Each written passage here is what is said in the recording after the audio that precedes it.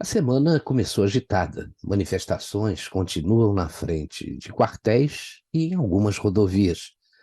Mercado reage a possíveis indicações de Lula para compor o seu governo. E pasmem, ministros do STF vão aos Estados Unidos falar de democracia e liberdade. Essas e outras notícias que marcaram o início desta semana, você vai ver no programa de hoje, que tem também o comentário de Arlindo Lopes Correia. A UDN, União Democrática Nacional, partido político brasileiro criado em 1945 para opor-se a Getúlio Vargas, caracterizou-se pela defesa do liberalismo clássico e da moralidade, além da forte oposição ao populismo. Seu símbolo era uma tocha acesa e seu lema era uma frase atribuída ao orador irlandês John Philpot Curran: o preço da liberdade é a eterna vigilância. Falarei sobre as prioridades para a adoção desse posicionamento vigilante na atual vida brasileira. O Nas Redes começa agora.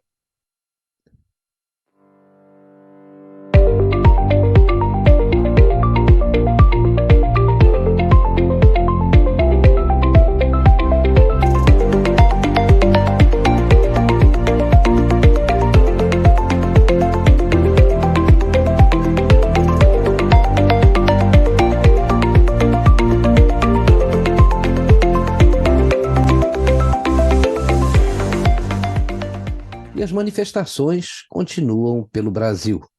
A Polícia Rodoviária Federal informou que existem, em pelo menos 3 estados, 5 bloqueios e 10 interdições. 4 bloqueios em estradas do Mato Grosso e 1 no Paraná. Das 10 interdições, 6 estão em Rondônia, e a Polícia Rodoviária Federal não informou os outros pontos que enfrentam o mesmo problema. No domingo, milhares de pessoas fizeram atos contra o resultado das eleições em várias cidades do Brasil. Além de São Paulo e Brasília, capitais como Rio de Janeiro, Salvador, Recife, Porto Alegre também registraram protestos neste último domingo. Há vigílias em frente a vários quartéis no país.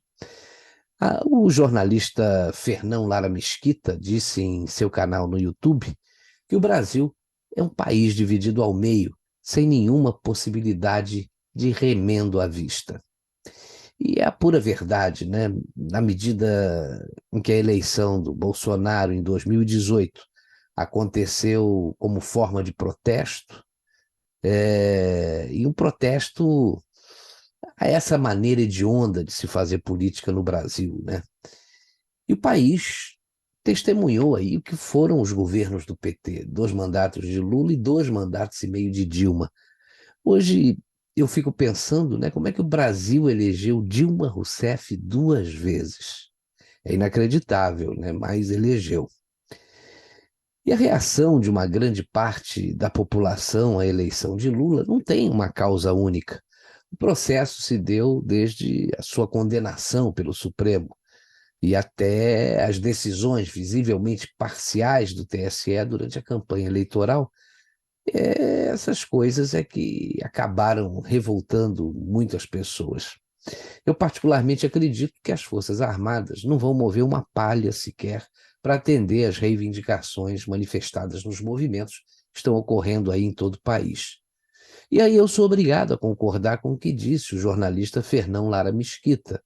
Ele falou anteontem no programa Os Pingos nos Is o seguinte, que há um equívoco nessas manifestações. Elas não deveriam estar sendo feitas nas portas dos quartéis, e sim na porta do Congresso e nas portas do Judiciário em todo o país.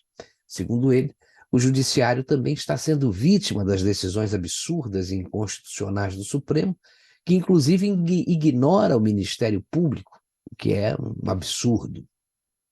A própria descondenação do Lula jogou no lixo decisões de 3 instâncias, né? A vara lá de Curitiba, o TRF4, a decisão do TRF4 e a decisão do Superior Tribunal de Justiça. Eu trabalhei 30 anos com muitos advogados, juízes e desembargadores. Aqueles com os quais eu ainda mantenho um contato acham absurda a maneira como o Supremo vem atuando nos últimos anos. Alguns dizem que essa é a pior formação do Supremo de todos os tempos. Há uma insatisfação muito grande do verdadeiro sistema judiciário. Mas por questões hierárquicas, eles acabam não se manifestando, temendo algum tipo de punição. Basta a gente lembrar o caso do ex-corregedor eleitoral, o desembargador Sebastião Coelho, que pediu a sua aposentadoria porque não concordava em participar do que estava acontecendo nos tribunais superiores, justamente porque o Supremo Tribunal Federal, com as suas decisões, acabou se tornando um fator de insegurança política e jurídica. E disse ainda que o Supremo, na realidade, não é um tribunal. São 11 tribunais, onde prevalece muitas vezes a decisão monocrática, o que causa essa insegurança jurídica. Veja um trecho da entrevista que o desembargador Sebastião Coelho deu ao programa Direto ao Ponto da TV Jovem Pan há alguns meses atrás. Foi uma entrevista bastante esclarecedora. O Supremo Tribunal Federal são 11 tribunais. Cada ministro é um tribunal. Ele dá a decisão do seu jeito, não leva para plenário, agora até que estão tendo uma parcimôniazinha, não leve aquela decisão provisória, fica prevalecendo e a insegurança jurídica continua. Antigamente, Fabiana, quando nós proferimos uma decisão, nós colocávamos lá a jurisprudência do Supremo Tribunal Federal ou dos tribunais superiores com tranquilidade. Hoje nós não sabemos mais qual é a jurisprudência do país, porque a cada caso tem uma interpretação. Eu, como o Augusto disse, nós temos uma liberdade, eu fiquei assim, e é preciso que os ministros saibam que eles não estão agradando. É preciso alguém dizer, senhores ministros, vossas excelências, não estão agradando à comunidade jurídica, ao juiz e, por via de consequência, aos cidadãos.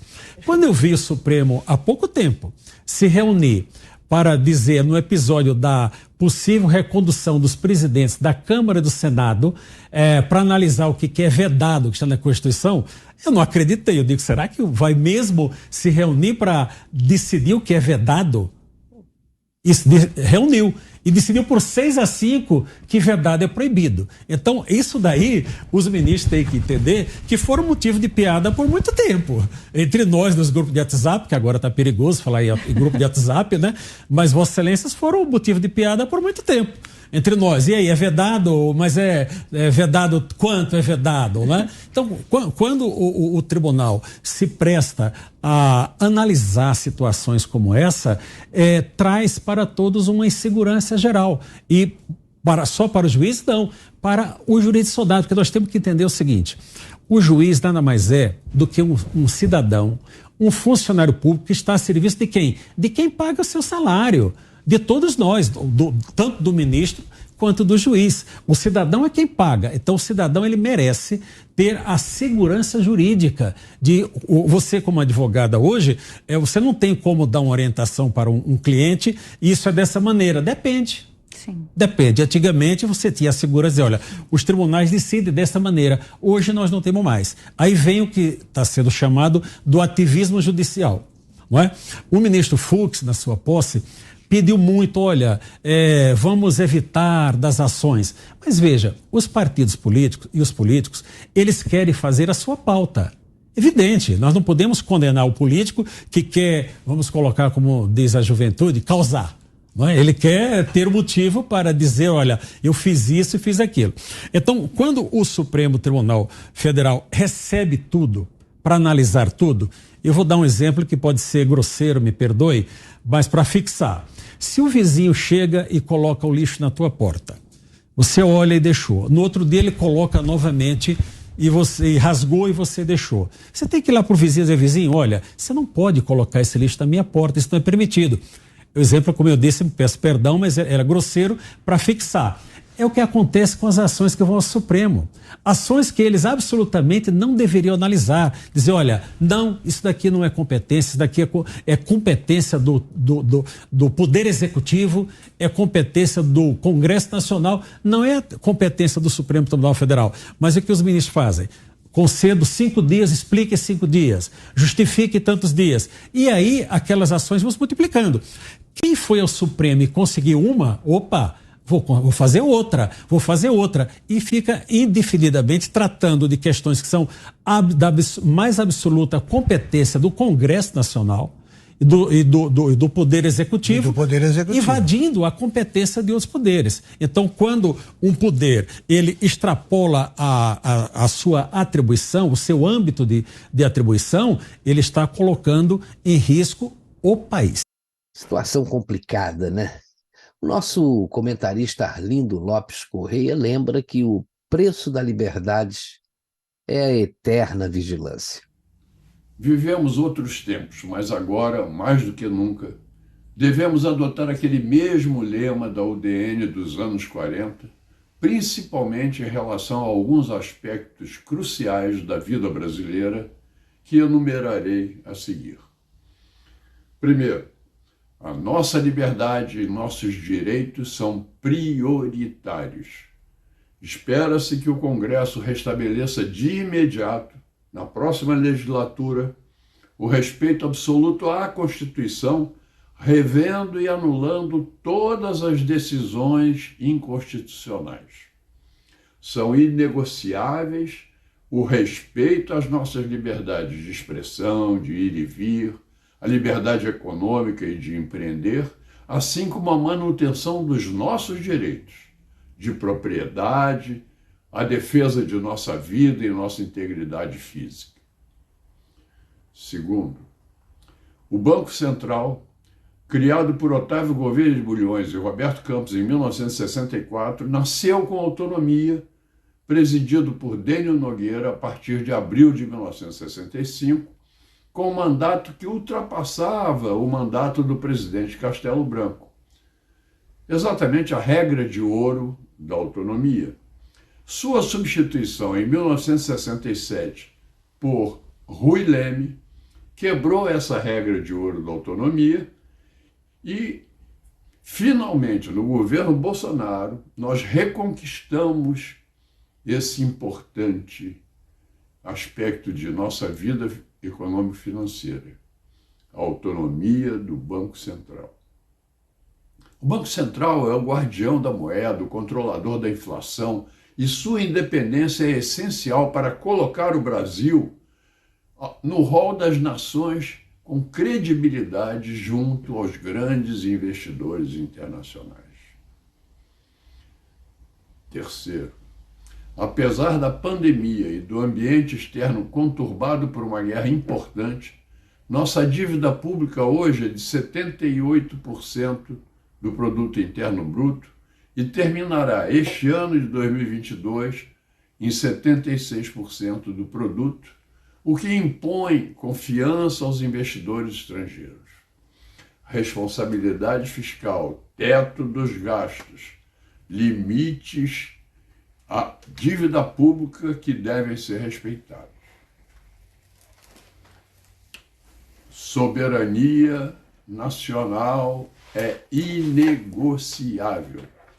É assustadora a avidez estrangeira em relação à Amazônia.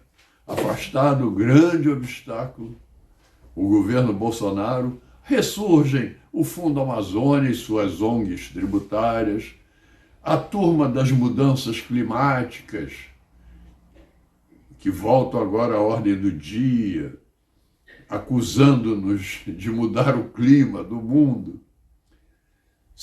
mas de olho em nossos recursos naturais e biodiversidade. Mas não é só isso.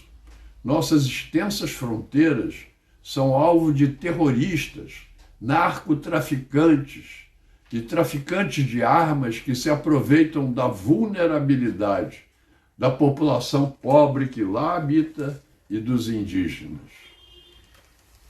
Aliás, continuar com o lema "ninguém será deixado para trás" é importantíssimo. O Brasil acaba de mostrar ao mundo, segundo o Banco Mundial, que reduziu drasticamente a pobreza em nosso país, apesar de todos os fatores adversos. Finalmente, zelemos pela preservação e fortalecimento das nossas Forças Armadas. Que elas sejam tão fortes quanto o tamanho de nosso país e sua riqueza. São as Forças Armadas, o grande bastião de nossa segurança, independência e soberania. Só a sua força garantirá tudo mais que enumeramos anteriormente. Mas o que me espantou ontem foi saber que ministros de um tribunal que tem violado a Constituição com inquéritos ilegais, abertos de ofício e sem participação do Ministério Público, irão aos Estados Unidos para falar de democracia e liberdade. O evento é promovido pela empresa do ex-governador de São Paulo, João Dória, e se chama Lead Brasil Conference, e vai reunir mais de 200 empresários brasileiros nos dias 14 e 15 de novembro, em Nova York. Vai contar com um painel sobre democracia e liberdade, no qual participarão muitos ministros do nosso Supremo Tribunal Federal. Já confirmaram presença Alexandre de Moraes, Carmen Lúcia, Dias Toffoli, Gilmar Mendes, Luiz Roberto Barroso, Ricardo Lewandowski, além do ex-presidente do STF, Carlos Aires Brito, e do ministro Bruno Dantas, presidente do Tribunal de Contas da União. Parece que vai ser uma grande festa, né? Esses ministros vivem num mundo paralelo e eles estão sendo criticados constantemente por juristas e políticos por decisões consideradas inconstitucionais. Na lista de decisões questionadas estão aí o inquérito contra empresários, aberto de ofício, sem acesso eletrônico aos autos, apenas em papel. Também os bloqueios e suspensões em redes sociais de cidadãos, e eles vêm usando o poder de polícia sem necessidade de provocação de qualquer parte, ou até mesmo do Ministério Público. Quer dizer, a censura prévia ao documentário do Brasil Paralelo também está entre as aberrações que a gente tem visto. E, pelo que a gente está vendo, não há no país ninguém ou alguma instituição capaz de colocar um freio nesses abusos. Até o Glenn Greenwald está expondo o autoritarismo de Alexandre de Moraes. O jornalista norte-americano Glenn Greenwald publicou uma série de tweets abordando aí as decisões do ministro Alexandre de Moraes. E ele destaca, né, as atitudes dele contra perfis de conservadores nas redes sociais. O jornalista deu destaque para o deputado federal eleito Nicolas Ferreira, do PL de Minas Gerais, e também da deputada federal Carla Zambelli, do PL de São Paulo. Depois, numa segunda publicação, Greenwald mostrou quem é o juiz do post que ele havia publicado, citando a reportagem que o The New York Times fez sobre Alexandre de Moraes. O jornalista disse, abre aspas, em 2 ocasiões recentes, o New York Times examinou os poderes extraordinários reivindicados pela Suprema Corte para coibir o discurso em nome da prevenção da desinformação e do discurso antidemocrático, sugerindo que Alexandre de Moraes é agora o juiz mais poderoso do mundo. Fecha aspas. Se até o Glenn Greenwald está falando isso, é sinal de que a situação é muito mais preocupante do que se possa imaginar. Mas a eleição de Lula já provoca reações em diversos setores da economia. Analistas atribuíram a queda do mercado a rumores de que a cúpula petista estaria pressionando a nomeação do ex-prefeito Fernando Haddad para comandar a economia, além de uma entrevista do ex-ministro Henrique Meirelles dizendo que não é candidato ao cargo. Não é à toa que o mercado está reagindo. A gente sabe, né, que o Haddad não foi nenhuma Brastemp no Ministério da Educação e foi considerado o pior prefeito que São Paulo já teve. Só em pensar na possibilidade dele comandar a economia, quem entende do assunto se apavora. Além do nome de Haddad, uma participação na equipe de transição, com uma possibilidade aí até de assumir o ministério, também tem gerado muita insegurança e, de certa forma, pavor em determinados grupos. Boulos vai integrar equipe de transição de Lula. A gente sabe que o que gira em torno do futuro presidente do Brasil é gente de reputação duvidosa. Mas, para mim, os grandes culpados pela volta do PT e de Lula ao poder, aí após essa sua polêmica e absurda descondenação, foram os mais de 30 milhões de brasileiros que se abstiveram ou votaram nulo ou branco. As consequências, como a gente está vendo, são as piores possíveis para o Brasil. Agora, quando vierem reclamar, eu vou mandar fazer o L, né? E para finalizar, vamos aguardar a divulgação aí da auditoria das urnas feita pelo Ministério da Defesa e pelos militares.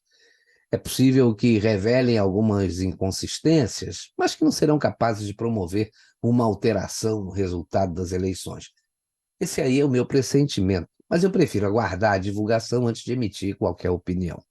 Vamos aguardar também o resultado das eleições americanas, que podem mudar muita coisa na maior democracia do planeta. Ficamos por aqui. Tenha um bom dia.